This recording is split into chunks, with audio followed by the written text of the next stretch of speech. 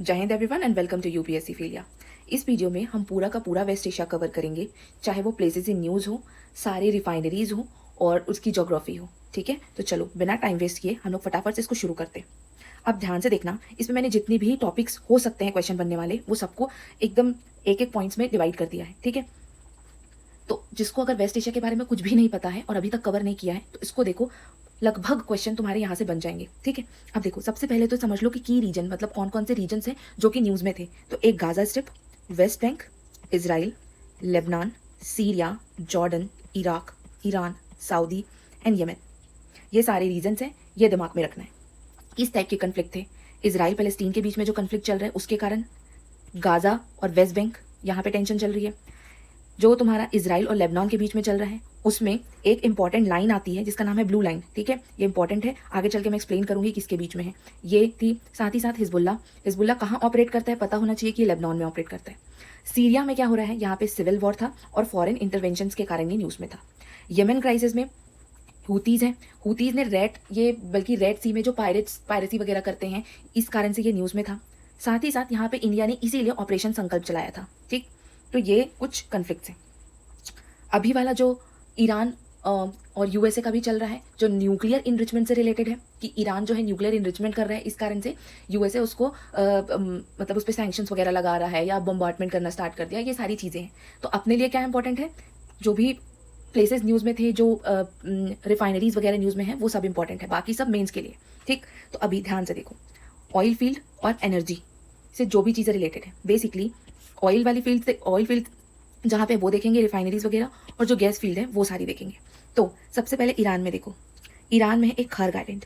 ठीक, याद रखना, इसको मैं हाईलाइट करती हूँ। ईरान में है खर्ग आइलैंड। ठीक है, ये क्या है, मेजर ऑयल एक्सपोर्ट टर्मिनल है। दूसरा आता है आपका साउथ पार्स, ये एक गैस फील्ड है। ये गैस फील्ड है। साउथ पार्स कहाँ पे है मैं तुम्हें दिखाती हूँ, ऐसे समझ में आएगा। देखो, इसमें नहीं, इसमें देखो, हाँ इसमें देखो, ये जो रीजन है ना, ये कतर में है। ठीक है, कतर और ईरान के बीच में। ठीक, इसका जो ग्रीन वाला पोर्शन है ना, ये ईरान के पास है, और रेड वाला पोर्शन है ना, ये कतर के पास है। जो कतर के पास है उसको क्या कहते हैं, नॉर्थ फील्ड, और जो ईरान के पास है वो है साउथ पार्स। ये दोनों के बीच में ये जो फील्ड है उसकी शेयरिंग है। ठीक, तो ये तुम ध्यान में रखना। अब बंदर अब्बास, ये भी ईरान का पोर्ट है। तो अगर खार्ग आइलैंड, साउथ पार्स, बंदर अब्बास ये सब आया तो ये ईरान का है, ऐसे याद रखना। फिर आते हैं इराक पे। इराक पे कौन कौन से प्लेसेस थे जो न्यूज़ में थे और क्यों न्यूज़ में थे। एक बसरा ऑयल फील्ड है, एक रुमाइला ऑयल फील्ड है। ठीक है, फिर सऊदी में आते हैं, अबाक प्रोसेसिंग है, घारवार एंड खुराइस। ठीक है, ये सारी हैं। अब ये सारी की सारी जो सऊदी अरेबिया की हैं वो ऑयल फील्ड्स हैं। ठीक, अब कतर में आते हैं, नॉर्थ फील्ड जो अभी तुम्हें बताया मैंने, जो शेयर करता है ईरान के साथ।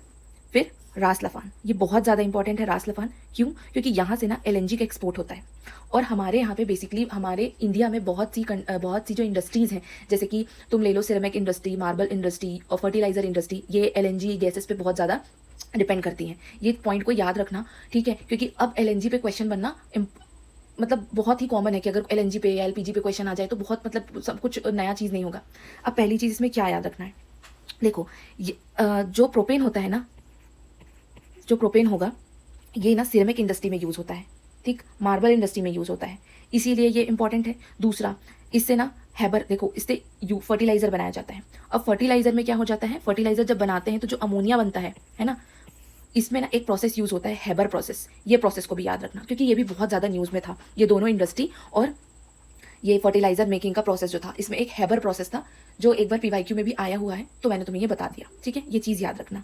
साथ ही साथ में ना जो भी पीवाईक्यू एसोसिएटेड पीवाईक्यूज होंगे या जो भी कुछ और न्यूज़ या दूसरे किसी एग्जाम में आया होगा, तो वो मैं साथ में बताते चलूंगी, तो वो ध्यान में रखना, और हो सके तो अपना कहीं पर अगर नहीं पता होगा तो नोट कर लेना। अब आते हैं यूएई पे, फुजैरा पोर्ट। ठीक है, अब यहाँ पे ऑयल स्टोरेज और हॉर्मुज का चोक पॉइंट होता है ये। तो ये सारी कुछ फील्ड्स हैं जिसमें ये लार्जेस्ट वाला जो मैंने लिखा हुआ है उसको याद कर लेना, जैसे कि ये भी वर्ल्ड की लार्जेस्ट है, तो ये कुछ को याद रखना पड़ेगा।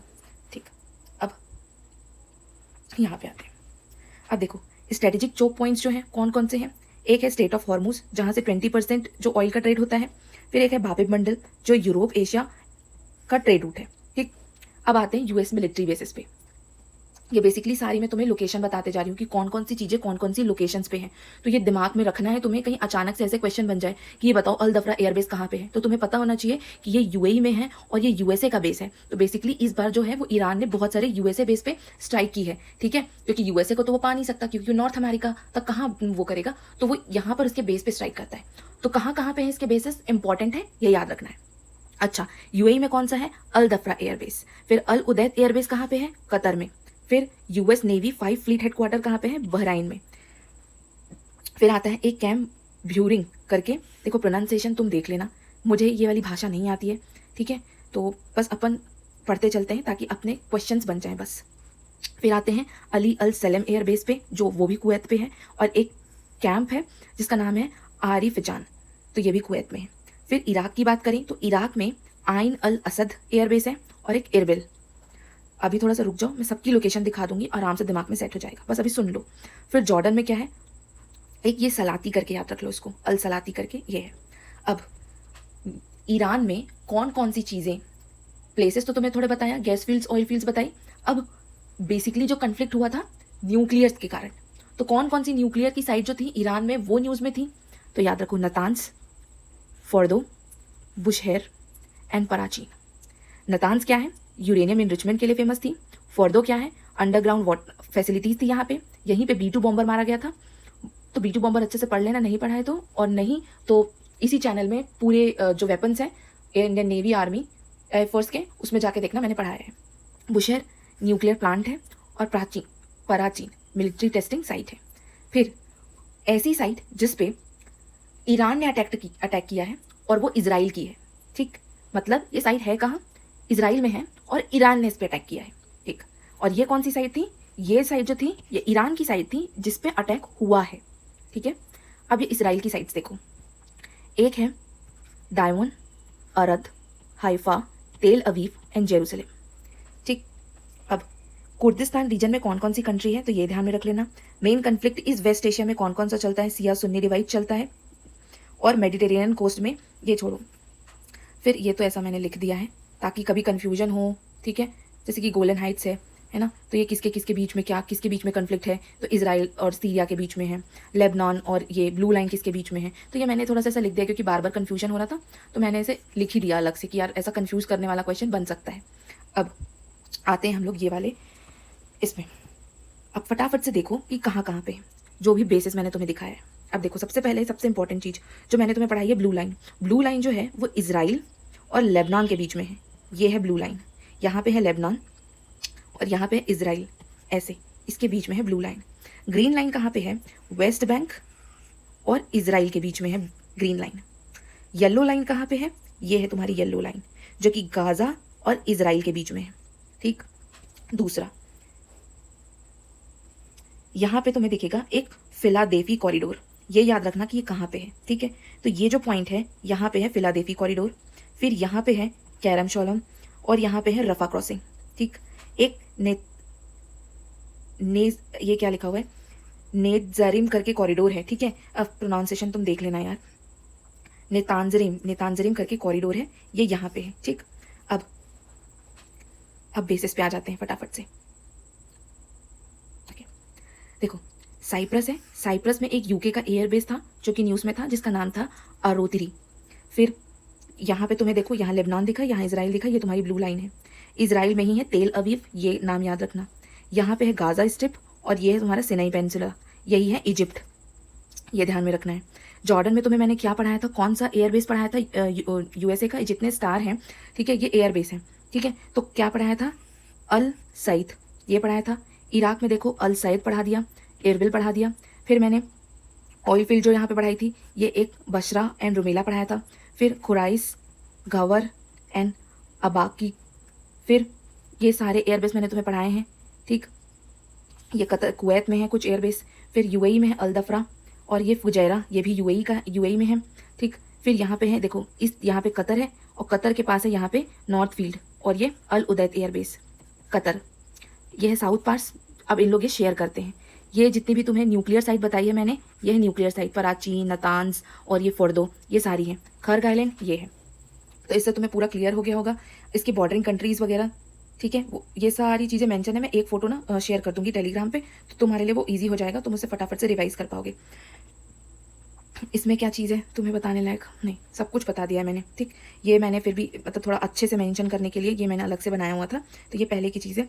अब जिसको नहीं समझ में आएगा जिससे भी, तो वो देख लेना। बस इसमें एक इंपॉर्टेंट चीज़ है, ये यूनिट ऑफ मोरल एक्सिस है ना, ये यहाँ पर है, तो ये ध्यान में रखना। और ये जो लेतानी रिवर वगैरह है, ये मैं तुम्हें पढ़ाती हूँ अभी। अब देखो, इसमें ना कुछ इंपॉर्टेंट चीज़ और है, जैसे कि लेबनान। लेबनान में बेका वैली याद रखोगे, लितानी रिवर याद रखोगे, और तायरे याद रखना, ये चीज़ इंपॉर्टेंट है। फिर ईरान में लेक उर्मिया याद रखना। अभी जो सॉल्ट लेक था, ग्रेट सॉल्ट लेक, ये कहाँ पे है, ये कमेंट करना। दूसरा, एक लेक इसिक, ये भी न्यूज़ में है, ये भी बताना कि कहाँ पे है, ठीक है। नहीं तो मैं एक शॉर्ट वीडियो में बना के डालूंगी इसको। अब देखो, ईरान में एल्ब्रस माउंटेन है, दूसरा जेग्रोस माउंटेन है। ये दोनों को ध्यान में रखना कि किस डायरेक्शन में और किस जगह पे है। फिर यहाँ एक कारून रिवर है जो कि पर्शियन गल्फ में जाती है, तो ये भी इंपॉर्टेंट है, याद रखना।